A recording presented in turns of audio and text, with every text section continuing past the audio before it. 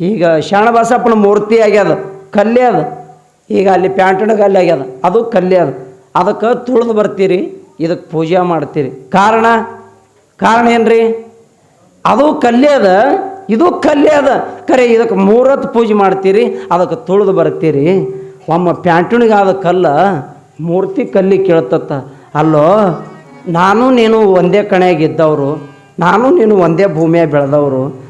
ಖರೆ ನಾನು ನೋಡಿದ್ರೆ ಇಲ್ಲಿ ಕಾಲಾಗಿದ್ದೀನಿ, ನಾನು ತುಳಿದು ಬರ್ತಾರೆ. ನಿನಗೆ ನೋಡಿದ್ರೆ 2 ಹೊತ್ತು ಅಭಿಷೇಕ ಮಾಡ್ತಾರೆ, ಪೂಜೆ ಮಾಡ್ತಾರೆ. ಖರೆ ಇದ್ದವರು ನಾನು ನೀನು ಬೇರೆ ಅದೀವೇನೋ? ಬೇರೆ ಇಲ್ಲ, ಒಂದೇ ಭೂಮಿಯಾಗ ಹುಟ್ಟಿವಿ, ಒಂದೇ ಕಲ್ಲಿನಾಗೆ ಹುಟ್ಟಿವಿ. ಆದ್ರೆ ನನಗೆ ಯಾಕೆ ತುಳಿತಾರೆ, ನಿನಗೆ ಯಾಕೆ ಪೂಜೆ ಮಾಡ್ತಾರಂತ ಪ್ಯಾಂಟುಣಿಗೆ ಆದ ಕಲ್ಲು ಮೂರ್ತಿ ಆದ ಕಲ್ಲಿ ಕೇಳ್ತಂತ. ಅವಾಗ ಮೂರ್ತಿ ಆದ ಕಲ್ಲು ಹೇಳ್ತತ್ತ, ಮಾರಾಯ, ಒಡ್ಡು ಹೊಡಿವಂಥ ಉಳಿ ಪೆಟ್ಟ ಅದನ್ನು ಸಹಿಸ್ಕೊಂಡು ಅದನ್ನು ಪೆಟ್ಟು ತಿಂದೀನಂತೇಳಿ ನಾ ಮೂರ್ತಿಯಾಗಿ ಕೂತೀನಿ. ನೀ ಒಡ್ಡು ಹೊಡಿವಂಥ ಪೆಟ್ಟು ತಿಲ್ಲಾರ ಬಟ್ಟಿಗೆ ಶೀಳಿದೆಲ್ಲ, ಅದಕ್ಕಾಗಿ ನೀನು ಪ್ಯಾಂಟಣಿಗಲ್ಲಾಗಿ ಕೂತಿ ಅಂತ ಹೇಳ್ತತ್ ನೋಡು. ಪ್ಯಾಂಟಣಿಗಲ್ಲಾಗಿ ಕೂತಿ ಅಂತ. ಮಡಿಯಮ್ಮನ ಮಧ್ಯಭಾಗದಲ್ಲಿ ಕುಳಿತುಕೊಂಡಾಗ ಈ ಕೂಸನ್ನು ಎತ್ತಿ ಕೊಡುವಂತ ಹೇಳಿದಾಗ ಆ ತಾಯಿಗೆ ಧೈರ್ಯ ಹಾರ್ದಂಗಾಯ್ತು. ನಾ ಹಾಡ್ದಿದ್ದ ಮಗ ಎತ್ತಿ ನಮ್ಮ ಅಕ್ಕನ ಉಡ್ಯಾಗ ಹಾಕಬೇಕಾದ್ರೆ ತ್ರಾಸಾಗುವುದೇ. ಯಾರು ಹಾಡದ ಮಕ್ಕಳು ಹಾಕಿರ್ಲಿ ತಂಗಿರ್ಲಿ ಮತ್ತೊಬ್ರು ಉಡ್ಯಾಗ ಹಾಕಬೇಕಾದ್ರೆ ಅಷ್ಟು ಸುಲಭ ಇಲ್ಲ. ಈ ಕೂಸನ್ನು ಎತ್ತಿ ಹಾಕುವಂದಾಗ ಗಟ್ಟಿ ಧೈರ್ಯ ಮಾಡಿ, ಏನು ನಮ್ಮ ಅಕ್ಕನೇ ಅದಾಳ ಅಂತೇಳಿ ತಿಳ್ಕೊಂಡು ಏನೋ ಮನಸ್ಸು ಮಾಡಿ ತನ್ನ 13 ದಿವಸದ ಕಂದ ಎತ್ತಿ ಅಕ್ಕ ಮಡಿಯಮ್ಮನ ಉಡಿಯಲ್ಲಿ ಹಾಕ್ಯತ್ತಾಳೆ. ಅಕ್ಕ, ನಾ ಹಡದೆ ಯವ್ವ, ನಾ ಹಡದೆ, ಆದ್ರೆ ಹಡದಕ್ಕೆ ನಾ ಇದ್ದಿರ್ಬೇಕು, ಪಡದಕ್ಕೆ ನೀ ಯವ್ವ. ಈ ಕೂಸು ತಗೋ ಅಂತ ಉಡ್ಯಾದಾಗ ಹಾಕಿದಳು. ಆವಾಗ ಈಕೆ ಮಡಿಯಮ್ಮ ಅತ್ತಾಳ, ತಂಗಿ ಸಂಗಮ್ಮ, ಯವ್ವ 13 ದಿವಸದ ಕಂದ ನನ್ನ ಉಡಿ ಒಳಗೆ ಹಾಕಿದಿ ತಂಗಿ, ಆದ್ರೆ ನಾ ಹಾಡ್ದಕ್ಕೆಲ್ಲ ನಾನು ಎದ್ಯಾಗ ಹಾಲಿಲ್ಲ. ಈ 13 ದಿವಸದ ಖುಷಿಗೆ ನಾ ಹೆಂಗೆ ಸಲುಬೇಕಂತ ತಂಗಿಗೆ ಕೇಳ್ತಾಳೆ. ಇಲ್ಲಕ್ಕ, ಇದು ನೀನು ಆ ಶಿವನನ್ನು ಕುರಿತು ಧ್ಯಾನ ತಪ ಮಾಡಿ ಪಡೆದಿರ್ತಕ್ಕಂಥ ಮಗ ಅದ, ಇದು ನಿನಗೆ ಸಲ್ಲಬೇಕಾಗ್ಯದ, ಇದು ನನಗೆ ಸಲ್ಲುವುದಿಲ್ಲ, ನಿನ್ನ ತಗೋ ಅಂತ ಉಡ್ಯಾಗ ಹಾಕ್ಯಾಳ.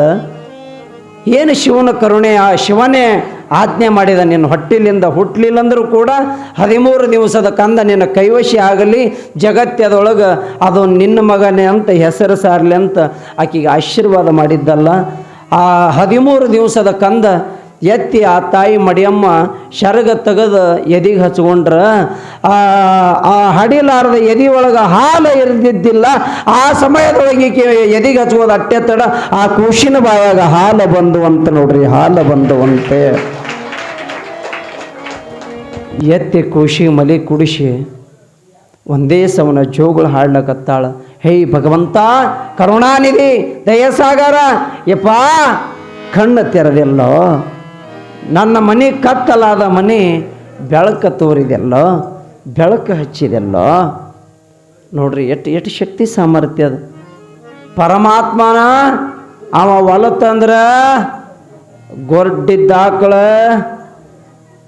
ಹಿಡ್ತದಂತ, ಅವ ಹೊಲತಂದ್ರೆ ವಿಷವೇ ಅಮೃತ ಆಗ್ತದಂತ. ಆ ತಾಯಿ 13 ದಿವಸದ ಹಡದಕ್ಕೆ ಆಕಿ ಸಂಗಮ್ಮ ಈಕಿನ ಉಡ್ಯಾಗ ಹಾಕ್ಯಾಳ. ಆಕಿ ಎದಿಗೆ ಹಚ್ಕೊಂಡು ಕೂಡಲೇ ಹಾಲು ಬರುತ್ತಾವಂದ್ರೆ ಇದು ಸಾಮರ್ಥ್ಯ, ಶಿವನ ಕರುಣೆ. ಅವರಿಗೆ ನಿಮಗೆ ವ್ಯತ್ಯಾಸ ಭಾಳ ಅದೇವ. ಹಿಂದಕ್ಕಿನ ತಾಯಂದಿರಿಗೆ ನಿಮಗೆ ವ್ಯತ್ಯಾಸ ಭಾಳ ಅದು. ಹೆಂಗೆ ವ್ಯತ್ಯಾಸ ಅದು ಗೊತ್ತದೇನು? ಹಿಂದಕ್ಕೆ ನಮ್ಮ ತಾಯಂದಿರದು ಈಗಿನ ತಾಯಂದಿರಿಗೆ ವ್ಯತ್ಯಾಸ ಏನದಂದ್ರೆ, ಆಗಿನ ತಾಯಿದೇರ ಗರ್ಭ ನಿತ್ತಂದ್ರೆ ಬಿಳಿಜೋಳ ರೊಟ್ಟಿ, ಪುಂಡಿ ಪಲ್ಯ, ಹುಳ ನುಚ್ಚ ಇಂಥವೆಲ್ಲ ತಿಂದು ಮುಂದೆ ಡಿಲಿವರಿ ಆಯ್ತಂದ್ರೆ ಆ ಕೂಸಿಗೆ, ಹುಟ್ಟಿದ ಕೂಸಿಗೆ ಎದಿಗೆ ಹಚ್ಕೊಂಡು ಹಾಲು ಕುಡಿಸಿ ಮನಗಿಸಿದ್ರಂದ್ರೆ, ಅದು ಮುಂಜಾನೆ ಕುಡಿಸಿ ಮನಗಿಸಿದ್ರಂದ್ರೆ ಸಂಜೆಗೆ ಹೇಳ್ತಿತ್ತು. ಯಾಕೆ? ಅವರು ಆಹಾರ ಹಂತದ ಸೇವನೆ ಮಾಡಿರ್ತಿದ್ರು, ಅದಕ್ಕಾಗಿ ಅವ್ರು ಎದೆ ಒಳಗೆ ಹಾಲು ಇರ್ತಿದ್ದು. ಕುಡಿದು ಮುಕ್ಕೋತಂದ್ರೆ ಮುಂಜಾನೆ ಮುಕ್ಕೊಂಡು ಮಗ ಸಂಜೆ ಕೇಳ್ತಿತ್ತು. ಈಗ ನಮ್ಮ 3 ವರ್ಷ ಆಗ್ಯಾವ, ಮಮ್ಮಿ ಚಲೋ ನೀವು ನಮ್ಮ 3 ವರ್ಷ ಆದ್ರೆ ಕೈ ಬಿಡಲ್ಲ. ಯಾವ ಕಾರಣ? ನಿಮಗೆ ಗರ್ಭ ನಿಂದ್ರ ನಮಗಲ್ಲ ನಿಮ್ಮದು ಹೇಳಕತ್ತೀನಿ ನಾ ಹೆಣ್ಮಕ್ಳದು. ಈಗ ನಾವುದೇ ಗರ್ಭ ನಿತ್ತಂದ್ರೆ ಏನು ಮಾಡ್ತಾರೆ ಗೊತ್ತದೇನು? ಪಾನಿಪುರಿ ತಿನ್ನೆ, ವಡಪಾವ್ ತಿನ್ನೆ, ಬಜಿ ತಿನ್ನೆ, ಇಲ್ಲಾಂದ್ರೆ ಕಡೆಗೆ ಒಲೆಯಂದು ಮಸಿ ತಿನ್ನೆ, ಹೀಗೆಲ್ಲ ತಿಂತಾವ. ತಿಂದ ಬಳಕ ಅವು ಹಡದ ಬಳಕ ಎದ್ಯಾಗ ಹಾಲು ಇರೋದಿಲ್ಲ. ಅವು ಚಂತನ ಚಾ ತಳ ಕೂತ್ಕೊಳ್ಳೆ ಅವಾಗ ಗಂಡ ಹೇಳ್ತಾಳೆ ರೀ ಅಂದಾಗ ಮಗ ಇವ ಇಟ್ಟಾಗಲ್ಲ ಆತನ. ಯಾಕೋ ಇಲ್ಲ ಕೂಸು ಅಳ್ಳಕತ್ತದ, ಒಂದು ರಬ್ಬಲ್ ಮಲಿ ತೊಗೊಂಬ ಅಂಗಡಿಗೆ ಹೋಗಿ. ಆಯ್ತು ಹೋದನೆ ಮಗ ರಬ್ಬಲ್ ಮಲಿ ತರ್ಲಾಕ ತೊಗೊಂಡು ಬಂದ, ಒಂದು ನಂದಿನ ಪ್ಯಾಕೆಟ್ ತಂದು ಅದ್ರಾಗ ಹಾಕಿ ಕೂಸಿನ ಕೈಯಾಗ ಕೊಟ್ಟು ಕೂಡಲಿ ಅದು ಕುಡ್ಕೋತ ಮುಂದೆ ಬೆಳೆದು ಬಿಡ್ತದ.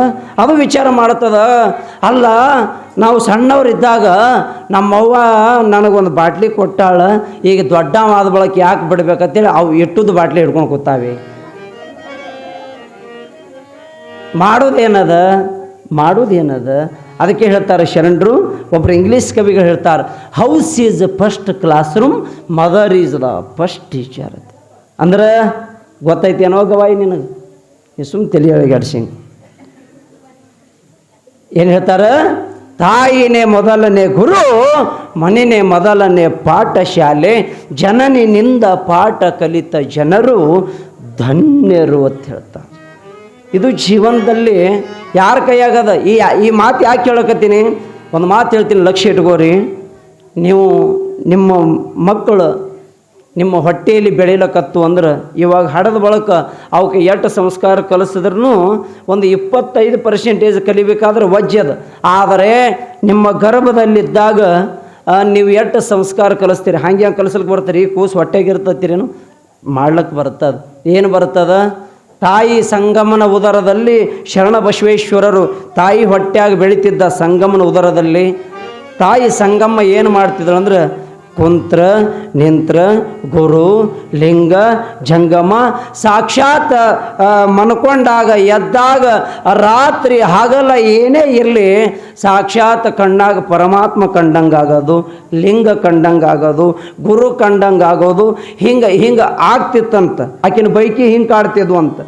ಅವಾಗ ಈಕೆ ಗುರು ಲಿಂಗ ಜಂಗಮರ ದಿನನಿತ್ಯ ಸೇವೆಗೈದು ಅವರನ್ನು ಕಣ್ಣು ತುಂಬಿಕೊಂಡು ಹಡದಾಳನನ್ನ ಇಂಥ ಮಹಾತ್ಮ ಹುಟ್ಟಿ ಬಂದಾನ. ನೀವೆಲ್ಲ ಲಕ್ಷ್ಯ ಇಟ್ಕೋರಿ. ನಾ ಹೇಳಕತ್ತಿಲ್ಲ, ಇದು ಶಾಸ್ತ್ರ ಪ್ರಮಾಣದ. ಏನದ? ತಾಯಿ ಹೊಟ್ಟೆಯಾಗಿದ್ದಾಗ ಯಾವಕ್ಕಿ ತಾಯಿ ಏನು ಪರಮಾತ್ಮ ಕಂಡಂಗಾಗೋದು, ಶರಣ ಕಂಡಂಗಾಗೋದು, ಸಂತ ಕಂಡಂಗಾಗೋದು, ಕುತ್ರ ನಿತ್ರ ಆಕೆಗೆ ಯಾವತ್ತೂ ಕೂಡ ಶರಣರ ಪಾದ ಮುಟ್ಟಿ ನಮಸ್ಕಾರ ಮಾಡಬೇಕು, ಶರಣರನ್ನು ಭೇಟಿಯಾಗಬೇಕು, ದೇವ್ರ ಗುಡಿಗೆ ಹೋಗಬೇಕು. ಇಂಥದ್ದೇನು ಬೈಕಿ ಕಾಡ್ತಾವೆ ನೋಡು, ಇಂಥವು ಕಾಡ್ಲಕತ್ತು ಅಂದ್ರೆ ನೀವು ತಿಳ್ಕೊಬೇಕು ಈಕಿನ ಹೊಟ್ಟಿಲೆ ಸಾಕ್ಷಾತ್ ಶರಣ ಬಸಪ್ಪನೇ ಹುಡ್ತಾನಂತ ಇದು ಮೊದಲು ತಿಳ್ಕೊಬೇಕು. ಅಕಸ್ಮಾತ್ ನಿಮ್ಮ ಗರ್ಭ ನಿತ್ತಾಗ ಈಗೆಲ್ಲ ಬಂದುಬಿಟ್ಟಾವ. ಮೊಬೈಲ್ ನೋಡಿದೆ, ಧಾರಾವಾಹಿ ನೋಡಿದೆ, ಆಕೆ ಅಲ್ಲಿ ಹೋದಳು, ಈಕೆ ಇಲ್ಲಿ ಹೋದಳು, ಇವ ಇಲ್ಲಿ ಹೋದ, ಬರೀ ಹಗಲು ರಾತ್ರಿ ಇದೇ. ಏನಾರೇ ನಿಮಗೊಂದು ಸ್ವಲ್ಪ ಮನುಷ್ಯನೊಳಗೆ ಹೊಳಿಲಕತ್ತ ತಿಳ್ಕೊರಿ, ನಿಮಗೆ ಏನು ಇಂಥವೇ ಹುಡ್ತಾ ಏನತ್ತ ಮಮ್ಮಿ ನೋಡ್ರಿರ್ತಾವ. ತಪ್ಪು ನಾ ಹೇಳಕತ್ತಿಲ್ಲ, ಇದು ಶಾಸ್ತ್ರ ಪ್ರಮಾಣ, ಶಾಸ್ತ್ರ ನೇಮದಿದು.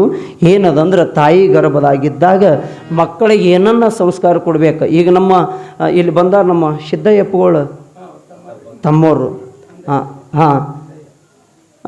ಇಂಥ ಜಂಗಮ ಮೂರ್ತಿಗಳ ಕೈಲೇ ನಾವು ತಾಯಿ ಹೊಟ್ಟೆಯಾಗಿದ್ದಾಗ 7 ತಿಂಗಳಿಗೆ 9 ತಿಂಗಳಿಗೆ ಲಿಂಗ ಧಾರಣೆ ಅಂತ ಮಾಡಿಸ್ತಾರೆ. 8 ತಿಂಗಳಿಗೆ ಮಾಡಿಸ್ತಿರ್ತಾರೆ. ಒಬ್ಬೊಬ್ಬರು ಒಂದೊಂದು ಊರ ಕಡೆಗೆ ಒಂದೊಂದು ಇದು ಮಾಡ್ತಿರ್ತಾರೆ. ಅದು ಯಾಕೆ ಮಾಡಿಸ್ತಾರಂದ್ರೆ ಈ ತಾಯಿ ಹೊಟ್ಟೆಯಾಗಿದ್ದ ಪಿಂಡಕ್ಕೆ ಇದಕ್ಕೆ ಏನಾಗಬೇಕು? ಸಂಸ್ಕಾರಗೊಂಡಬೇಕು. ಈ ಪುತ್ರ ಏನಾಗಬೇಕು? ಇದು ಮಾಂಸಪಿಂಡ ಇದ್ದಿರತಕ್ಕಂಥದ್ದು ನಾಳೆ ಭೂಮಿಗೆ ಬಂದ ಬಳಿಕ ಇದಕ್ಕೆ ಮಂತ್ರಪಿಂಡ ಮೂಡ್ಲಿ ಅಂತೇಳಿ ತಾಯಿ ಗರ್ಭಕ್ಕೆ ಲಿಂಗ ಮುಟ್ಟಿಸ್ತಾರೆ. ಈಗಿನ ಮಂದಿ ಲಿಂಗ ಗೊತ್ತಿಲ್ಲ. 3 ತಿಂಗಳಾಗೋದಕ್ಕೆ ಹೋದ್ವಿ ದವಾಖಾನೆಗೆ ಹೋಗಿ ಸ್ಕ್ಯಾನರ್ ಅದು ಏನಂತಾರೆ ಅವ ಸ್ಕ್ಯಾನಿಂಗ್. ಅವಂಕ ನಮ್ಗೆ ಗೊತ್ತೂ ಇಲ್ಲ. ದವಾಖಾನೆಯನ್ನು ನೋಡಿಲ್ಲ ಅಂದ್ರೆ ಎಲ್ಲಿ ಸ್ಕ್ಯಾನಿಂಗ್ ಗೊತ್ತಿರ್ಬೇಕು ನಮಗೆ. ಇಟ್ಟು ನೋಡ್ಕೋತ ಬರ್ತಾವ. ಇದೇನೋ ಒತ್ತಾಟಿ ತಲೆ ಹತ್ತಿಲ್ಲತ್ತು ನೋಡೋ ಅಂದ ಕೂಡಲೇ ಚಲೋನೇ ಅಲ್ಲೇ. ಯಾಕೆ? ನಮಗೆ ಶರಣರ ಮಾತ್ಮರ ಸಂತರದು ಧ್ಯಾನ ಮಾಡಿಲ್ಲ, ಅದು ನಮಗೆ ಕೂನಿಲ್ಲ, ನಮಗೆ ಗುರುತಿಲ್ಲ. ಹೀಗಾಗಿ ಅದರಲ್ಲಿಂದ ನಾವು ಏನಾಗಕತ್ತೇವು, ಯಾವಾಗ ಸಂತರ ಮಾತ್ಮರ ಶರಣರಿಂದ ನಾವು ದೂರ ಆಗಕತ್ತೀವಲ್ಲ, ಹಂಗೆ ಒಂದೊಂದು ನಮಗೆ ಕೊರತೆ ಉಂಟಾಗಕತ್ತಾವ. ಏನ್ರಿ, ನಮಗೆ ಒಂದೊಂದು ಕೊರತೆ ಉಂಟಾಗಕತ್ತಾವ. ಮತ್ತು ನಾವೇ ಕೂತು ಸಾಕ್ಷಾತ್ ಆ ಪರಮಾತ್ಮನ ಕುರಿತು ಎಷ್ಟೋ ಮಂದಿ ತಪ ಮಾಡ್ಯಾರ. ನಿಮಗೆಲ್ಲ ಗೊತ್ತದ, ಯಾರು ಭಕ್ತ ಮಾರ್ಕಂಡೆ 16 ವರ್ಷ ಅವಿಷ್ಯ ಪಡೆದಿದ್ದ. ಅವ್ರ ತಾಯಿ ತಂದೆ ಭಕ್ತಿ ಮಾಡಿರು, ಪರಮಾತ್ಮ ಪ್ರತ್ಯಕ್ಷ ಆಗಿ ಏನು ಬೇಕಂತ ಕೇಳ್ದ. ಯಪ್ಪ, ನಮ್ಮ ಹೊಟ್ಟೆಲೆ ಮಕ್ಕಳಿಲ್ಲೋ, ಮತ್ತು ಒಂದು ಮನೆ ದೀಪ ಹಚ್ಚು ಅಂದ್ರು. ಅವಾಗ ಪರಮಾತ್ಮ ಅಂದ, ನಿಮ್ಗೆ 2 ಮಕ್ಕಳು ಅದಾವ ನೋಡಂದ. ಯಾವ್ಯಾವ ಅದಾವ? ಏನಿಲ್ಲ, ಒಂದು ಮಗ ಅದ, ಅದಕ್ಕೆ 100 ವರ್ಷ ವಿಷಯ ಅದ, ಅದು ಹುಚ್ಚದ. ನಿಮಗೆ 16 ವರ್ಷದ ಒಂದು ಮಗ ಅದ, ಅದು ತ್ರಿಕಾಲ ಜ್ಞಾನಿ ಮಗ ಅದ. ನಿಮಗೇನು ಹುಚ್ಚ ಮಗ ಬೇಕಂದ್ರೆ 100 ವರ್ಷ, ಚಲೋ ಮಗ ಬೇಕಂದ್ರೆ 16 ವರ್ಷ. ಏನು 16 ವರ್ಷದ ಮಗ ಬೇಕೋ, ನಿಮಗೇನು 100 ವರ್ಷದ ಮಗ ಬೇಕೋ? ಅವ ತಾಯಿ ತಂದೆ ಅತ್ತಾರ, ಹುಚ್ಚ ಮಗನ ತೊಗೊಂಡು 100 ವರ್ಷ ಇದ್ದರೆ ಏನು ಮಾಡೋದದ? ಶಾಣೆ ಮಗನೇ ಇರಲಿ ಅಂಥೇಳಿ ಆ ತಾಯಿ ತಂದೆ ಕೂಡಿ ಪರಮಾತ್ಮನ ಮುಂದೆ ಉಡಿವಡ್ಡಿ ಬೇಡದಾಗ ಪರಮಾತ್ಮ ತಥಾಸ್ತು, ನಿಮಗೆ 16 ವರ್ಷದ ಮಗ ಜ್ಞಾನಿ ಮಗನೇ ಕೊಡ್ತೀನಿ ಅಂತ ಅವ್ರಿಗೆ ಆಶೀರ್ವಾದ ಮಾಡ್ದ. ಮುಂದೆ ಅವ್ರ ಹೊಟ್ಟಿಲೇ ಹುಟ್ಟಿ ಬಂದ ಭಕ್ತ ಮಾರ್ಕಂಡ್ಯ. ಹುಟ್ಟಿದ ಬಳಿಕ ಬೆಳೆದು ದೊಡ್ಡವಾಗಕತ್ತ ತಾಯಿ ತಂದೆ ಹ್ಯಾಂಗೆ ಮಗ ಬೆಳೆದು ದೊಡ್ಡವಾಗಕತ್ತ ದಿನ ಎಣಿಸ್ತಿದ್ರು. ದಿನ ಯಾಕೆ ಮಗ ಬೆಳೆದು ದೊಡ್ಡವಾಗಕತ್ತ ಮುಂಜಾನೆ ಎದ್ದು ಕೂಡಲೇ ಕಣ್ಣೀರು ಹಾಕ್ತಿದ್ರು. ಯಾಕೆ ಕಣ್ಣೀರು ಹಾಕ್ತಿರಂದ್ರೆ, ನಮ್ಮ ಮಗನಿಗೆ ಇವತ್ತೊಂದು ದಿವಸ ಕಡಿಮೆ ಆಯ್ತಲ್ಲ ಅಂಥೇಳಿ ಹಿಂಗೆ ಕಣ್ಣೀರು ಹಾಕುತ್ತಾ ದಿನ ಕಳೆಯುವಂಥ ಸಮಯದೊಳಗೆ ಒಂದು ದಿವಸ ಮಗ ಕೇಳ್ತಾನದು, ಸಣ್ಣ ಮಗ, ಏಯ್ ಯಾಕೆ ಅಳ್ತೀರಿ? ಮುಂಜಾನೆ ಎದ್ದು ಕೂಡಲೇ ನಾನು ಮಾರಿ ನೋಡೋಣ ಅಳ್ತೀರಿ, ಏನಾಗ್ಯದ? ಅಳ್ಳಕ್ಕೆ ಏನು ಕಾರಣ ಅದ ಹೇಳು ಅಂದಾಗ, ಏನು ಹೇಳೋದು ಮಗ, ಪರಮಾತ್ಮನ ಕುರಿತು ನಮ್ಮ ಹೊಟ್ಟಿಲೆ ಮಕ್ಕಳಿಲ್ಲ ಅಂತ ಅವನ ಪ್ರತ್ಯಕ್ಷ ಮಾಡಿಕೊಂಡೆವು. ಅವ ನಿಮಗೇನು ಬೇಕಂತ ಕೇಳ್ದ. ಏನಿಲ್ಲ ನಮ್ಮ ಹೊಟ್ಟಿಲೆ ಪುತ್ರ ಸಂತಾನ ಕೊಡು ಅಂದಾಗ, ಒಂದು 16 ವರ್ಷದ ಮಗ ಅದು, ಒಂದು 100 ವರ್ಷದ ಮಗ ಅದು ಅಂದಾನ. 100 ವರ್ಷದಿಂದ ಬೇಡ, 16 ವರ್ಷದಿಂದ ಕೊಡು ಅಂತೇಳಿ ಬೇಡ್ಕೊಂಡು ಬಂದೀವಿ. ನೀನೇ ಹುಟ್ಟಿಯಪ್ಪ, 16 ವರ್ಷಿಗೆ ಒಂದು ದಿವಸ ಕಡಿಮೆ ಇರ್ತದೆ, ನೀ ಸಾಯ್ತಿ ಅಂತ ಪರಮಾತ್ಮ ಹಿಂಗೆ ನಮಗೆ ಮೊದಲೇ ಹೇಳೇ ನಿನಗೆ ಕೊಟ್ಟಾನ. ಇನ್ನು ನಾಳೆ ನಿನಗೆ 16 ವರ್ಷಿಗೆ ಮುಗಿತಪ್ಪ ಅಂದ್ರೆ ನೀ ನಮಗೆ ಕೈ ಬಿಟ್ಟು ಹೋಗ್ತೀವಿ ಅಂತ ತಾಯಿ ತಂದೆ ಮಗನ ತೆಕ್ಕಿಗೆ ಹಾಕ್ಕೊಂಡು ಅಳ್ಳಕತ್ತಾರ. ಆವಾಗ ಮಗ ಎಷ್ಟು ಕಳ್ತಾರೆ ಅಂತ ತಾಯಿ, ಪರಮಾತ್ಮನ ಕುರಿತು ನನ್ನ ಹಡದಿರಿ, 16 ವರ್ಷಕ್ಕೆ ಅವಿಷ್ಯ ಅದ ಅಂತೇಳಿ ನೀವ್ಯಾಕೆ ಕಳ್ತೀರಿ ಅಂದಾಗ ತಾಯಿ ತಂದೆ ಎತ್ತವ್ರು ಗಾಬರಿ ಆದರು. 16 ವರ್ಷದ ಮಗ ನಾಳೆ ಸಾಯ್ತಾನಂತ ತಾಯಿ ನಾವು ಅಳ್ಳಕತ್ತೀವಿ, ಈ ಮಗ ನೋಡಿದ್ರೆ ನೀವ್ಯಾಕೆ ಕಳ್ತಿರತ್ತೆ, ನಮ್ಮ ಕಣ್ಣ ನೀರು ಒರೆಸ್ಲಿಕತ್ತಾನ, ಏನಿದು ವಿಚಿತ್ರ ಅಂತೇಳಿ ತಿಳ್ಕೊಂಡು ಕೇಳ್ತಾರೆ. ಮಗ ಅಲ್ಲೋ, ನೀವು ಒಬ್ಬನೇ ನಮ್ಮ ಮನೆ ಜ್ಯೋತಿ ಬೆಳಗಕ್ಕೆ, ನಮ್ಮ ಮನೆ ದೀಪ ಬೆಳಗಲಕ್ಕೆ ನೀವು ಒಬ್ಬನೇ ಅದೇಪ್ಪ, ಮತ್ತು ನೀನೇ ನಾಳೆ ನಮ್ಮ ಕೈ ಬಿಟ್ಟು ಹೋತಿ ಅಂತ ನಾವು ಅಳ್ಳಕತ್ತೀವಿ, ನೀ ಇದ್ರೆ ನಮ್ಮ ಕಣ್ಣ ನೀರು ಒರೆಸಕತ್ತೀಯಲ್ಲೋ, ಎಂಥ ಮಗ ಹುಟ್ಟಿದೆಯಪ್ಪ, ನಿನ್ನಂಥ ಮಗನ ಹ್ಯಾಂಗೆ ಕಳ್ಕೊಬೇಕಂತ ತಾಯಿ ತಂದೆ ಕಣ್ಣೀರು ಹಾಕ್ತಾರೆ. ಮಗ ಹೇಳ್ತಾನೆ, ಅಳಬ್ಯಾಡ್ರಿ, ನೀವು ಸಮಾಧಾನ ಮಾಡ್ಕೋರಿ, ನನಗೆ ಯಾವಾಗ 16 ವರ್ಷ ಪರಮಾತ್ಮ ಕೊಟ್ಟಾನಂದ್ರೆ ನಾನು 100 ವರ್ಷ ಪಡ್ಕೊಂಡು ಬರತ್ತನ ಈ ಮನೆಗೆ ಬರಂಗಿಲ್ಲ ಅಂತ ತಾಯಿ ತಂದೆ ಪಾದ ಮುಟ್ಟು ನಮಸ್ಕಾರ ಮಾಡಿ ಹೊಂಟ ಹೋಗೋದಕ್ಕೆ ಒಂದು ದೊಡ್ಡ ಶಿವಲಿಂಗಕ್ಕೆ ಹೋಗಿ ತೆಕ್ಕಿ ಬಡದ ಹಿಂಗೆ ಕೂತ. ಆವಾಗ ಯಮರಾಜ ತನ್ನ ಕೆಲಸ ಅವನ ಬಳಿ ಡೇಟ್ ಇರ್ತಾವ, ಇವ ಇಷ್ಟಕ್ಕೆ ಕರ್ಕೊಂಡು ಬರಬೇಕಂತ. ಅವಾಗ ಯಮ ಬಂದು ಹಿಂಗೆ ಹಗ್ಗ ಒಗದ, ಯಾರಿಗೆ? ಈ 16 ವರ್ಷದ ಮಗ ಭಕ್ತ ಮಾರ್ಕಂಡ್ಯಾಗ ಒಯ್ಬೇಕಂತ. ಈ ಭಕ್ತ ಮಾರ್ಕಂಡ್ಯಾಗ ಹಗ್ಗ ಒಗಿತಿದ್ದ, ಇವ ಲಿಂಗಕ್ಕೆ ತೆಕ್ಕಿ ಬಡ್ಕೊಂಡು ಕೂತಾನ. ಆ ಹಗ್ಗ ಏನು ಮಾಡ್ಲಕತ್ತು, ಆ ಲಿಂಗಕ್ಕೆ ಮಾರ್ಕಂಡ್ಯಾಗ ಕಲ್ತೆ ಬೀಳಕತ್ತು. ಇವ ಹಾಕಿ ಜೊಗ್ಬೇಕತ್ತಾನ, ಲಿಂಗ ಅವ ಮಾರ್ಕಂಡೆ ಇಬ್ಬರು ಬರಕತ್ತಾರ. ಅಕಸ್ಮಾತ್ ಲಿಂಗ ಏನಾದರೂ ಕೂಡ ಕಿತ್ತಿ ಬತ್ತಂದ್ರೆ ಶಿವ ಏನಾದರೂ ಕೂಡ ನನ್ನ ಮ್ಯಾಲ ಉರಿ ನೇತ್ರ ತೆಗೆದು ಏನಾದರೂ ಶಾಪ ಕೊಟ್ಟಾನೇನಂತ ಹಿಂಗೆ ಭಯ ಪಡ್ಲಕತ್ತಾನೆ ಯಮ. ಒಂದು ಸಲ ಒಗದ, ಮತ್ತು ಆ ಹುಡುಗಗೆ ಮಾರ್ಕಂಡ್ಯಾಗ ಮತ್ತು ಲಿಂಗಕ್ಕೆ ಬಿತ್ತು. ಮತ್ತು 2 ಸಲ ಒಗದ, ಮತ್ತು ಹಂಗೆ ಬಿತ್ತು. 3ನೇ ಸಲ ಒಗದ ಹಿಂಗೆ ಜಾಡಿಸಿ ಜೊಗ್ಬೇಕತ್ತಿದ್ದ. ಸಾಕ್ಷಾತ್ ಲಿಂಗದೊಳಗಿನ ಪರಮಾತ್ಮ ಉದ್ಭವಿಸಿ ಬಂದ. ಏಯ್ ತೆಗಿ ಹಗ್ಗ ನಿಂದಂದ, ತೆಗಿ ಹಗ್ಗ. ಯಪ್ಪ ಅವನದು ಡೇಟ್ ಬಂದದ, ನಾನು ತೊಗೊಂಡು ಹೋಗ್ಲಕ್ಕೆ ಬಂದೀನಂದ. ಏಯ್ ಮಗನ, ಎಲ್ಲಿ ನಾ ಇರ್ತೀನಿ, ಎಲ್ಲಿ ನನಗೆ ಬಂದು ಯಾರೇ ಇರಲಿ, ನನ್ನ ಭಕ್ತರು ಯಾರೇ ಇರಲಿ ಬಂದು ನನ್ನ ತೆಕ್ಕಿಗೆ ಬಡದ್ರಂದ್ರೆ, ನನ್ನ ಲಿಂಗಕ್ಕೆ ತೆಕ್ಕಿ ಬಡ್ಕೊಂಡು ಕೂತ್ರಂದ್ರೆ ಅವರು ಒಯ್ಯೋದು ನಿನಗಲ್ಲ, ನಾ ಬರದವನಿಗೆ ಸಹಿತ ಇಲ್ಲ ಮಗನ, ಇಲ್ಲಿ ಮೊದಲು ಜಾಗ ಖಾಲಿ ಮಾಡು. ಆಯ್ತಪ್ಪ ಆಯ್ತಂದ. ಇವ ಯಮ ಮತ್ತು ತನ್ನ ಯಮಲೋಕಕ್ಕೆ ಪಾದ ಪರಮಾತ್ಮ ಮಾರಕಂಡ್ಯಾಗ ತೊಡಿ ಮೇಲೆ ತೊಗೊಂಡತಾನ. ಹೇ ಕುಸ, ಹೇ ಮಗ, ಎಂಥವು ಹುಟ್ಟಿದೆಯೋ, ನಿಮ್ಮ ಅವ್ವ ನಿಮ್ಮಪ್ಪ ಬೇಡ್ಯಾರ ಅಂತೇಳಿ ನಿನಗೆ 16 ವರ್ಷನ ಅವಿಷ್ಯ ಇದ್ದ ಮಗ ಕೊಡ್ತೀನಿ ಅಂತ ಕೊಟ್ಟೆ. ಇವತ್ತು ಯಾವಾಗ ಇಂಥ ಭಕ್ತಿ ಮಾಡಿ ಯಾವಾಗ ನನ್ನ ತೆಕ್ಕಿಗೆ ಬಿದ್ದಿದೆ ಅಂದ್ರೆ ಮಗನ, ಇವತ್ತು 16 ವರ್ಷ ಅವಿಷ್ಯ ಅಲ್ಲ, ನೀನು 100 ವರ್ಷ ಅವಿಷ್ಯ ಅದಾವ, ಇನ್ನು ಮುಂದೆ ಬದುಕು ಹೋಗಂತ ಆಶೀರ್ವಾದ ಮಾಡದ.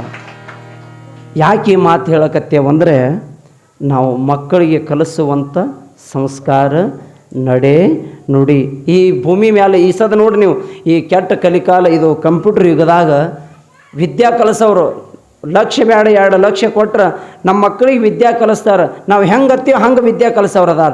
ಆದರೆ ಸಂಸ್ಕಾರ ಕಲಿಸುವಂಥವ್ರು ಯಾರೂ ಇಲ್ಲ. ಯಾಕಿಲ್ಲ? ಅವರೇ ಕಲಿಸೋರೇ ಕಲ್ತಿಲ್ಲ, ಮಕ್ಕಳಿಗೆ ಎಲ್ಲಿ ಕಲಿಸ್ತಾರೆ? ಸಂಸ್ಕಾರ ಕಲಿಸಿದ ಮಕ್ಕಳು ಹೆಂಗಾಗ್ಯಾವ? ಸುಮ್ಮೊಂದು ಮಾತು ಹೇಳ್ತೀನಿ, ಹಂಗೆ ನಮ್ಮ ಮಕ್ಕಳಿಗೆ ಸಂಸ್ಕಾರಗೊಂಡು ಅಂದ್ರೆ ಹಂಗೆ ಮೂರ್ತಿ ಆಗ್ತಾವ. ಆ ಮಕ್ಕಳಿಗೆ ಸಂಸ್ಕಾರ ಕೊಡಲಿಲ್ಲ, ಅವು ಸಂಸ್ಕಾರಗೊಂಡ್ಲಿಲ್ಲ ಅಂದ್ರೆ, ಸಂಸ್ಕಾರಕ್ಕೆ ಒಳಗಾಗಲಿಲ್ಲ ಅಂದ್ರೆ ಆ ಮಕ್ಕಳು ಪ್ಯಾಂಟಣ್ಗಲ್ಲ ಆದಂಗೆ ಆತಾವತ್ತು. ಇಟ್ಟೇ ತಿಳ್ಕೋದು. ಯಾಕೆ? ವರ್ತಮಾನ ಚೇಂಜ್ ಅದ, ದಿನಮಾನ ಚೇಂಜ್ ಅದ. ಮಕ್ಕಳಿಗೆ ವಿದ್ಯಾ ಕಲಿಸೋದು ಭಾಳ ಪ್ರಾಮುಖ್ಯ ಇಲ್ಲ. ಜೀವನದಲ್ಲಿ ಸಂಸ್ಕಾರ ಕಲಿಸೋದು ಭಾಳ ಮುಖ್ಯ ಅದ. ಹಿಂದಕ್ಕೆ ನೀವೆಲ್ಲ ನೋಡಿರಿ, ಧರ್ಮಶಾಲೆ ಅಂತ ಇದ್ದವು ಹಿಂದಕ್ಕೆ, ಬಹುತೇಕ ಹಿರಿಯರಿಗೆ ಗೊತ್ತಾವೆ. ಧರ್ಮಶಾಲೆ ಅಂದ್ರೆ ಎಲ್ಲಿರ್ತಿದ್ವು ಅಂದ್ರೆ ಊರು ಹೊರಗೆ ಇರ್ತಿದ್ವು. ಊರು ಹೊರಗೆ ಧರ್ಮಶಾಲೆ ಕಟ್ಟಿ ಊರಾಗ ಯಾರು ಮಕ್ಕಳು ತಪ್ಪು ಮಾಡಿದ್ರಂದ್ರೆ ಇಂಥ 4 ಮಂದಿ ಹಿರಿಯರು ಕೂಡಿ ಅಲ್ಲಿ ಹೋಗಿ ಕೂತು ಅವನಿಗೆ ಕರೆಸಿ, ಐತಮ್ಮ ನಿಂದು ಇದು ತಪ್ಪಾಗ್ತದೋ, ಇದು ನೀವು ಮಾಡೋ ಕೆಲಸ ಅಲ್ಲ, ಇನ್ನು ಮುಂದೆ ನೀ ಹೀಗೆ ಸೀದಾ ನಡಿ ಅಂತ 4 ಮಂದಿ ಕೂಡಿ ಹೇಳಿದ್ರಂದ್ರೆ ಅವ ತಪ್ಪದವ ಮಗ, ದಾರಿ ತಪ್ಪದವ, ಮತ್ತು ಸೀದಾ ನಡಿಬೇಕು. ಹಂಗೆ ಹಿಂದಕ್ಕೆ ಧರ್ಮಶಾಲೆ ಇದ್ದು. ಈಗ ಧರ್ಮಶಾಲೆ ಇಲ್ಲ, ಈಗೆಲ್ಲ ಬಂದಾವ BA MA PhD ಇಂಥವು ಶಾಲೆಗಳು ಬಂದಾವ, ಕಾಲೇಜ್ಗಳು ಬಂದಾವ. ಖರೆ ಆದ್ರೆ ಧರ್ಮದ ಬೋಧನೆ ಮಾಡುವಂಥದ್ದು, ಸಂಸ್ಕಾರ ಕಲಿಸುವಂಥದ್ದು ಎಲ್ಲಿ ಅದಾವ್ರಿ? ಈ ಭಾಗದಾಗ ಇತ್ತಿತ್ತಲಾಗಂದ್ರೆ ನಾವು ನೋಡ್ಲಿಕ್ಕಾಗಿ ನಮ್ಮ ಕೊಪ್ಪಳ ಗವಿಸಿದ್ದೇಶ್ವರ ಅಪ್ಪಗಳ ಮಠ ಒಂದು, ಈಗ ಇದಕ್ಕಿಂತ ಪೂರ್ವದಲ್ಲಿ ನಮ್ಮ ವಿಜಯಪುರದ ಸಿದ್ದೇಶ್ವರ ಅಪ್ಪಾಜಿಯವರ ಆಶ್ರಮ ಒಂದು, ಅದರ ಬಿಟ್ಟರೆ ನಮ್ಮ ಗದಗಿನ ಗಾನಯೋಗಿ ಪುಟ್ಟರಾಜಪ್ಪಂಗಳವರ ಆಶ್ರಮ. ಇಂಥವೇನದಾವ ನೋಡು, ಇವೆಲ್ಲ ಧರ್ಮಶಾಲೆ ಅಂತ ಕರ್ಕೊಂಡು ಬಂದರು. ಇವಕ್ಕೇನು ಧರ್ಮಶಾಲೆ ಅಂತ ನಮ್ಮ ಮಹಾರಾಜರು ಒಂದು ಪದ್ಯ ಮಾಡಿದ್ರು, ಊರಾಗಿರ್ಬೇಕು ಧರ್ಮಶಾಲೆ, ಮನೆಯಾಗಿರ್ಬೇಕು ದೇವರ ಕೋಲಿ.